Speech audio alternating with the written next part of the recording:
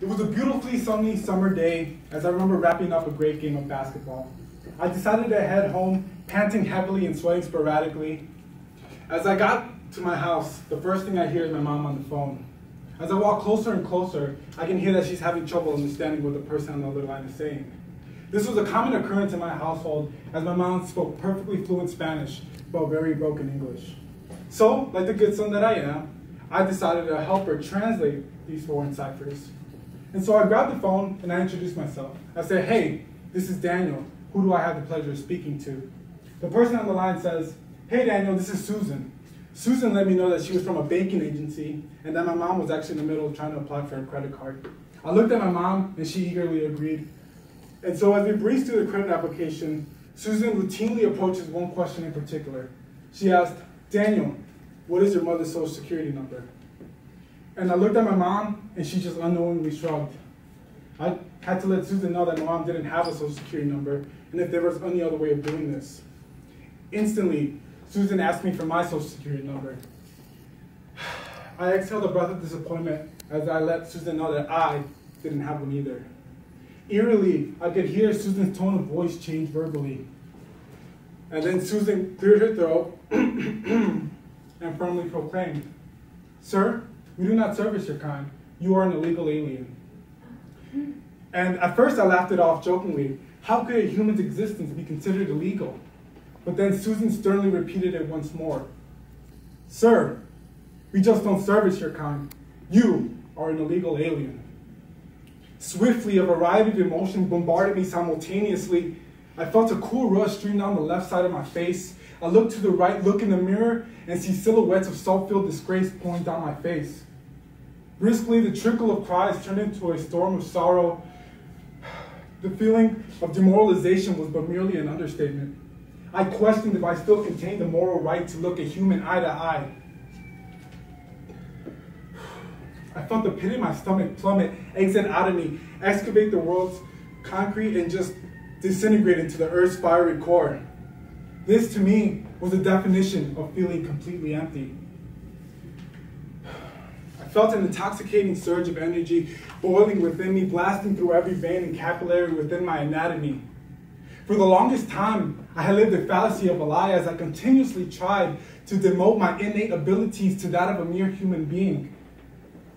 For the first time in my life, I was no longer chained to the curiosity-riddled questions that clouded my mind as I pondered to the notion why I was so different mentally from what I was used to seeing in modern-day society, a young Socrates among single-minded beings. See, society has for the longest time conveniently accused me, alongside 11 million other illegal entities, of belonging to an abnormal species of illegal extraterrestrials. And surprisingly, they hit the nail right on the head. For it is indubitably certain that illegal immigrants are in fact aliens sent here from Galactic Heavens to further humanity here on U.S. soil. For you see, when I said that things clicked, it was more than just mentally, it was physically. A couple days after I heard Susan's statement, I actually found a website called Galaxy. It's like Ancestry, but for aliens, you know? And I sent a DNA specimen, and within a couple weeks, I got the results back. The DNA came back positive for galactic genetics. And it said that I had derived from the antenna galaxy, but I didn't know what that meant until I finally seen a picture of it. For you see, I had a birthmark that I was never truly able to explain until that very day. Oh shit.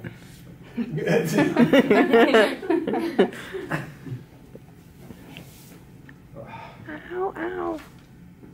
For you see, on my left shoulder, the antenna galaxy is embedded within my mortal skin. But you must also note that not all aliens are from foreign, far-off galaxies. Hold on, I gotta put this back on. Oh, shit. Don't count this.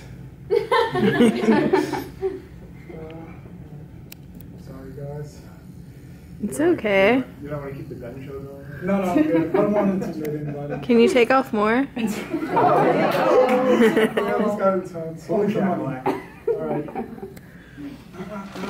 Timer's going back up. Cool. All right.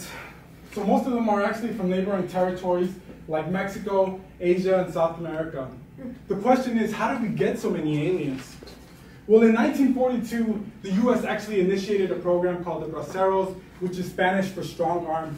As you saw, we're all pretty swole. And during this time, Mexican workers were actually brought in from Mexico into the US, while their valiant men were off in World War II fighting for America. And so, the Mexican government was actually initially wary of doing so because they thought that their people would actually be discriminated against and that they were using this as a way to get cheap labor. You good? All right, bro. All right. Dun, dun, dun. So thousands flocked to the US in hopes of the opportunity for feeding their family. And once they arrived, they were actually inspected to make sure they were of top quality, which we are. And then they were lovingly nice enough to spray them with a banned pesticide called DDT, just to ensure cleanliness, of course. But once they arrived and they were qualified, they received work permits and even citizenship for the time being. But since these permits were very limited, an equal amount, if not more, illegal braceros came over in hopes of the same opportunity. Even with the restricted freedom, US laborers preferred them because they had close to zero rights. But even with all that, they still held the American dream close to heart. Single-handedly, braceros turned the US agriculture into one of the best in the world. But once they were no longer needed, they were deported and scrutinized. What remained was a pool of illegal immigrants who still thought they could make it in the United States. Flash forward to modern day, and you'll see that Americans are starting to feel inadequate to the aliens. And honestly, I just don't blame them, because physically, it's just not fair. Can anybody tell me the difference between these two specimens besides just color? Well, if you look closely enough, you'll see that the alien actually has a backbone of discipline. Achieved from enduring extreme struggle. For you see, the majority of these aliens are fleeing their home country due to poverty, war, or even from the lack of opportunity. They envision the US as the thing that they so dearly need. They crave the thought of victory exceedingly and obsessively, and because of that, the work ethic is simply unconstitutional. Their efficiency is villainous. They are equipped with such shady tactics, they make Eminem look like a clean-cut gentleman. So what has the US done to remediate such issues? Well, one of the fan favorites is deportations, which of recent years have been occurring at insanely high rates. And since most of the deportees are Hispanic men, it is now causing an epidemic of missing fathers, as a father's last goodbye is shrunken down to a heartbreaking wave goodbye from the other side of a deportee facility.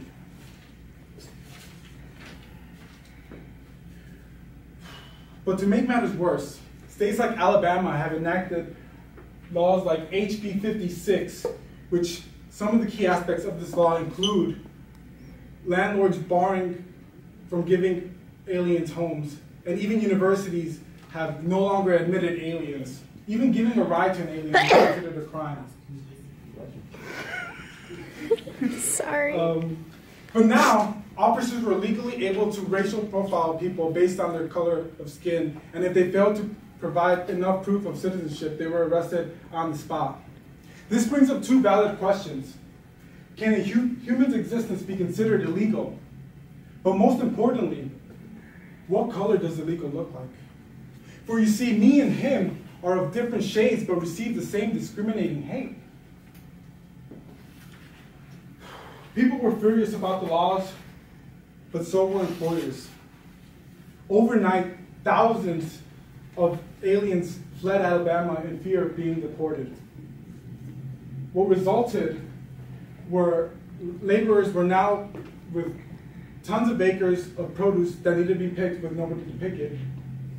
Frantically, they put up help wanted signs looking for people, but the only problem was the very few that applied came late on the very first day or quit on that same day. Citizens complained that the job was just too laborious for the wage. They did not have the backbone of discipline needed in order to produce the amount they thought they could make. Citizens questioned how aliens were previously able to do such hard work. It's almost as if they weren't human. What took a group of 4 aliens now took a horde of 25 citizens. Farmers started to hemorrhage financially and have even lost their farms due to the policy. What was aimed to fix a problem has now caused a shit ton of other ones. But before we calculate a solution to this ever-growing problem, I think we need to evaluate the situation from a standpoint we can all relate to. Donald Trump, okay? So in this quote, Donald says, they're sending people that have lots of problems. They're bringing drugs. They're bringing crime. They're rapists.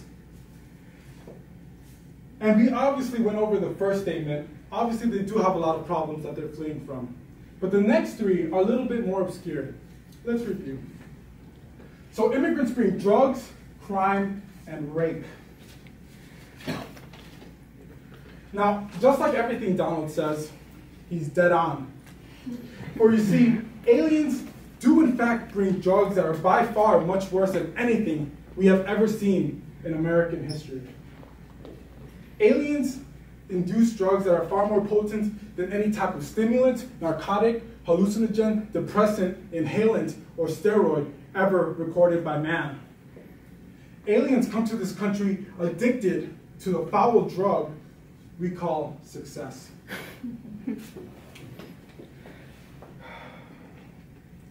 Aliens are often found in dark alleys, teetering on the borderline between overdosing and succeeding as they prick their foreign skin with a dirty syringe, shooting up words of motivation. But to make matters worse, mothers themselves are taking these vulgar drugs and giving birth to infants who are born feigning the feeling of triumph.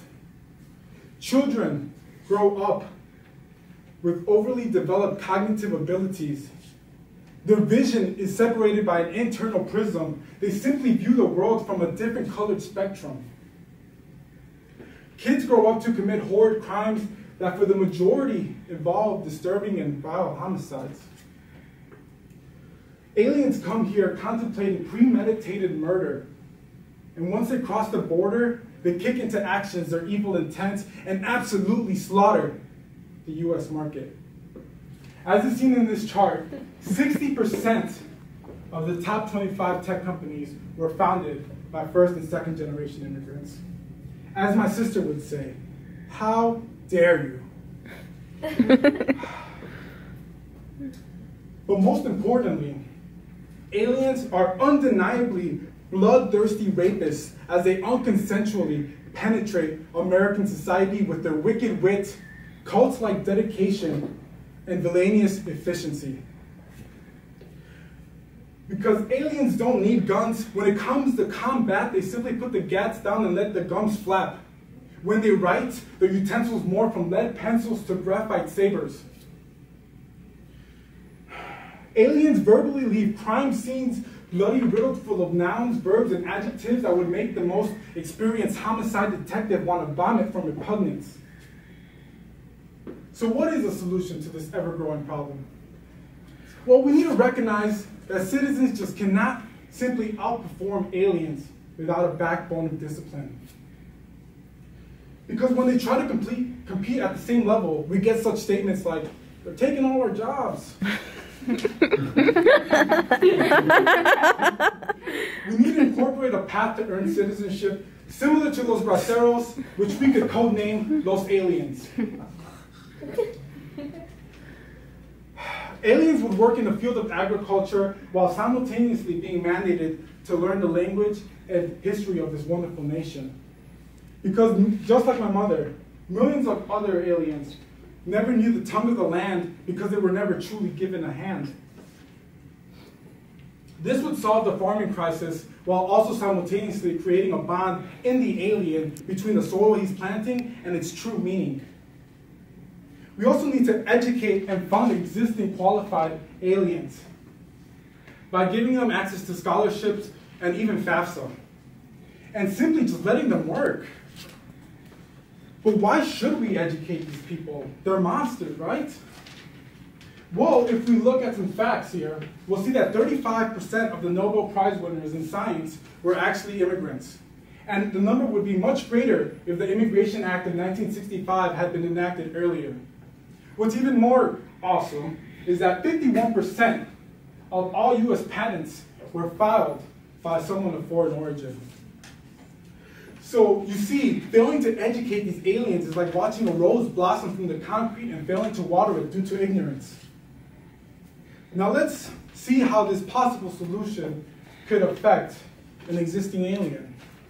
This man to me is a personal hero. I don't know where I would be without him. Some people call him the modern-day Frankenstein. The way he's comprised of Einstein's brilliance, his passion somehow seems to outmatch Kanye's. He has Steve Jobs' vision. His dream would make Dr. Martin Luther King gleam. But to achieve it, his work ethic is on the same platform as Michael Jordan. To endure it, he has Mike Tyson's brute strength to get through it. To the government, he is known as Alien 204-638-651. But to many of you, he is known as Daniel Navarrete. Well, you see, growing up as an alien, I never really thought I would get the opportunity to work. So at 13, I actually started my own Xbox Live company, and I was hacking Xboxes. I was making around $1,000 a week in profit, but I gave that to my parents because they needed it. I was more in it for the technology. But as we go down my career, I eventually got this work permit, which allowed me to work in the United States. It's not a permanent solution, but it's temporary. Eventually, I got into college, but now I had to pay for school. A lot of the scholarships were for citizens, and I had no access to FAFSA at all, so that was out of the question. Eventually, I found a scholarship I was eligible for, and I applied to it. It was from Apple. The scholarship asked for one innovation to an existing product. I gave them 3. I eventually won the scholarship, and I got $10,000 for it, which is what I'm paying for school with. But as we continue, my passion for technology led me to the field of cybersecurity. The only problem is that cybersecurity requires US citizenship. And even though there's not a solution now, a lack of one has yet to stop me. So what are the benefits of implementing such a solution? Well, in 2013, the White House themselves created a report that analyzed the economic benefits of all of this. And not only would this plan benefit alien wages, but over 10 years would it increase the US GDP by $1.4 trillion. It would actually benefit all Americans by about $800 billion, and it would generate around $184 billion in additional taxes from these aliens. But let's say, fuck them all, let's deport them, right? Well, not only would that be a shit ton of paperwork, but it would actually cost around $400 to $600 billion to get all of them. And it would actually take around 20 years, maybe even more, if their hide-and-seek game is on fleek. The supply of workers would shrink about 5%. And because most of these workers work as groundskeepers or maids, the figurative toilet that you'd use every day would literally be full of shit. And citizens would actually get their pay demoted, as it has shown that aliens are willing to take the lower jobs, allowing for the citizens to get more high-paying jobs. But most importantly, the Social Security Fund will take a $13 billion hit. For you see, it is a cruel world in which we live. Aliens are often scrutinized for not paying taxes. Trust me, I've tried. In 2013 alone, Aliens paid $13 billion in taxes and received literally close to zero in benefits. So you tell me which one is going to lead to our nation's downfall. Sorry. In conclusion, we have identified the ever-growing problem that immigration causes. We have created solutions and even analyzed the consequences and benefits of implementing such a solution. But we have even gone as far as proving that illegal immigrants are aliens. So next time you see the word alien, put some goddamn respect on it. I speak with a universal voice when I say this. I am but one out of 11 million immigrants here in the United States. My name is Daniel Navarrete. I am an illegal alien in the year 2016. I am undocumented, I am unafraid, I am unashamed, but most importantly, I am unfucking stoppable. Thank you.